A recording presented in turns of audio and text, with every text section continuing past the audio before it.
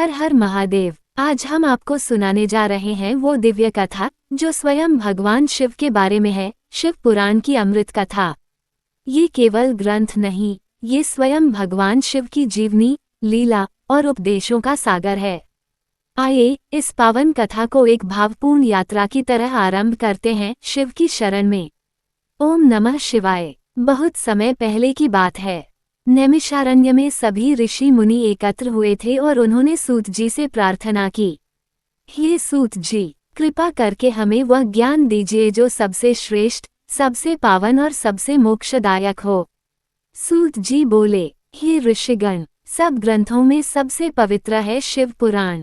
इसे स्वयं ब्रह्मा जी ने भगवान विष्णु को सुनाया था और भगवान विष्णु ने उसे सनत कुमारों को।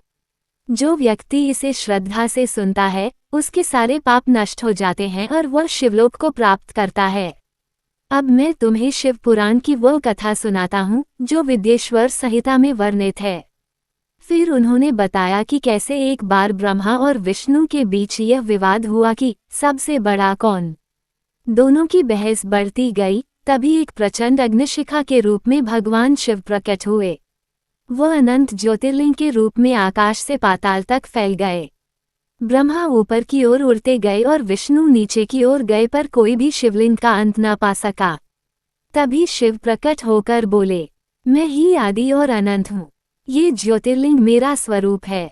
ये कथा ये बताती है कि शिव ही सर्वोच्च हैं और सभी शक्तियों के मूल हैं।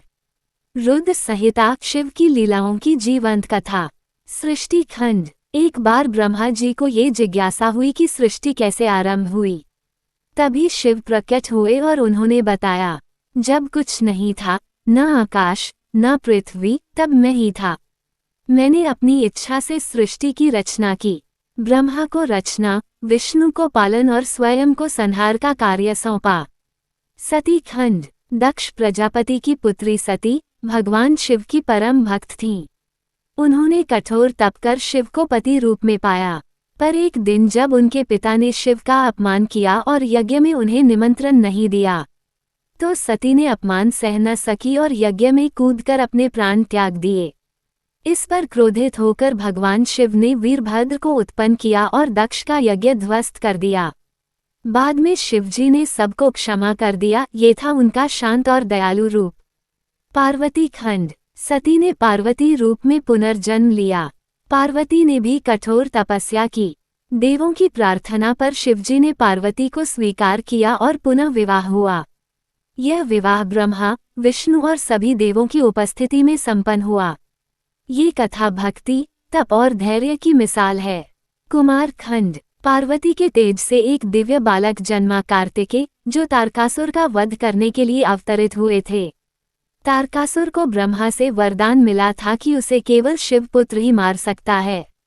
कार्तिकेय ने युद्ध कर उसे पराजित किया। ये कहानी बताती है कि असत्य पर सत्य की विजय निश्चित है। युद्ध खंड। इस खंड में शिव के अनेक रूपों का वर्णन है, वीरभद्र, भैरव, कालेश्वर। जब जब अधर्म बढ़ा, शिव ने अपने रौद्र रूप से सृष्टि को संतुलित किया। एक बार शिव ने त्रिपुरासुर नामक 3 राक्षसों का विनाश किया। इसे त्रिपुर संहार कहा जाता है। शतरुद्र संहिता, शिव के 100 रूपों की कथा। यहाँ शिव के 100 अलग अलग रूपों का वर्णन है, जैसे भोलानाथ, भोले भाव से भक्तों को प्रसन्न करने वाले। कालभैरव, समय के स्वामी, अनुशासन के प्रतीक। नटराज, नृत्य के अधिपति, ब्रह्मांड की गति को दर्शाने वाले। अर्धनारीश्वर, शिव और शक्ति का समरस रूप। ये संहिता बताती है कि शिव सभी रूपों में व्यापक हैं, योगी भी, गृहस्थ भी, रौद्र भी, शांत भी। कोटिरुद्र संहिता, शिव की पूजा, रुद्राभिषेक और व्रत की कथा।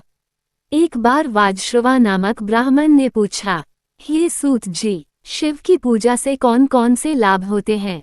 तब सूत जी ने कोटिरुद्र संहिता की कथा सुनाई। जो भक्त सोमवार को व्रत रखता है उसे 100 जन्मों का पुण्य मिलता है। जो भक्त शिवलिंग का जल से अभिषेक करता है उसके सारे पाप धुल जाते हैं। रुद्राभिषेक सबसे श्रेष्ठ साधना मानी जाती है। ये कथा भक्तों को व्रत, उपवास और अभिषेक के महत्व को समझाती है। उमा संहिता, शिव पार्वती संवाद से आत्मज्ञान की कथा। एक बार देवी पार्वती ने शिव से पूछा, हे प्रभु, जीव को मोक्ष कैसे मिलता है? तब शिव ने उन्हें योग, ध्यान, आत्मज्ञान और भक्ति के मार्ग बताए।